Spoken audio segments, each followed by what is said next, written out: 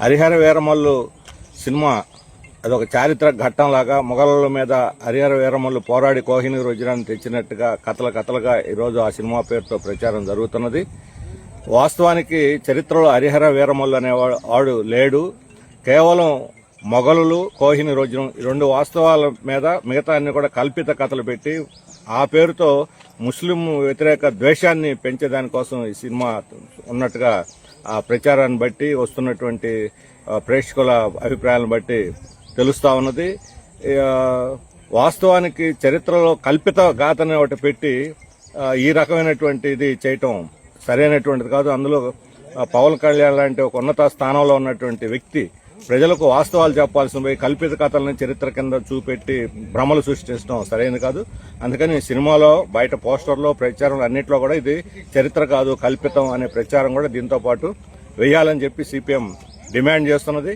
అంతేకాదు కోహినూర్ వజ్రం అనేది ఇక్కడ కృష్ణా ఒడ్డున దొరికినప్పటికీ కర్ణాటక ఆంధ్ర బార్డర్లో అది అక్కడి నుంచి రాజుల చేతుల్లోకి పోయి కాకతీయ రాజులు, అక్కడి నుంచి ఢిల్లీ సుల్తాన్లు, అక్కడి నుంచి మొఘల్ నుంచి నాదిర్షా నుంచి ఆఫ్ఘనీ రాజుల నుంచి సిక్కు రాజన్ సింగ్ రాజుకి, అక్కడి నుంచి ఫైనల్ గా బ్రిటిష్ వాళ్ళకి చేరి బ్రిటిష్ వాళ్ళు ఇక్కడ దొంగతనంగా మన దేశం నుంచి తరలించి పోయి బ్రిటిష్ అక్కడ రాణి కిరీటంలో దాన్ని పెట్టారు. ఆ తర్వాత భారత ప్రజల నుంచి వ్యతిరేకత రావడంతో అక్కడి నుంచి అది మ్యూజియంలో ప్రస్తుతానికి పెట్టి ప్రదర్శన చేస్తున్నారు. అది మన జాతీయ సంపద కోహినూర్.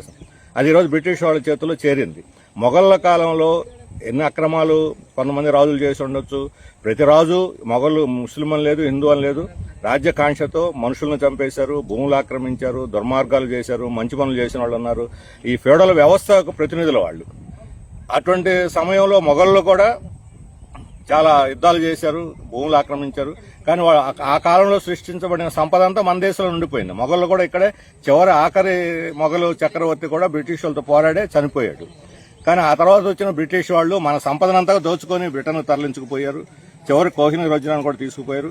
ఆ వాస్తవాన్ని ప్రజలకు చెప్పకుండా ఈయన పలుకుబడి, పవన్ కళ్యాణ్ గారి పలుకుబడిని మోడీ దగ్గర ఉంది, కేంద్ర ప్రభుత్వం మీద ఉంది, హోమ్ మినిస్ట్రీలో ఉంది, దాన్ని ఉపయోగించి ఈరోజు కోహినూర్ వజ్రాన్ని భారతదేశాన్ని తిరిగి రప్పిస్తే, లండన్ నుంచి బ్రిటిష్ వాళ్ళ చేతుల నుంచి ముక్తి చేసి మన దేశానికి రప్పిస్తే భారత ప్రతిష్ట ఇనుమడింపజేసిన వాళ్ళు అవుతారు.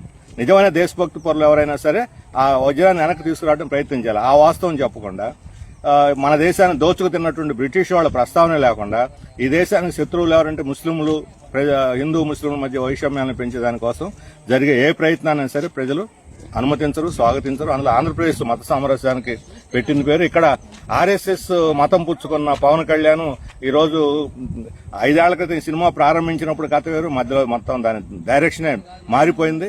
ఈరోజు ఆర్ఎస్ఎస్ ప్రయోజనాలకు అనుగుణంగా దీన్ని తిరిగి పునర్నిర్మించి ప్రజల్లో ద్వేషాన్ని పెంచడానికి దీన్ని తీసుకుంటున్నారు. అందుకని దీన్ని మేము పూర్తిగా ఇది చరిత్ర కాదు, ఇది కల్పితం.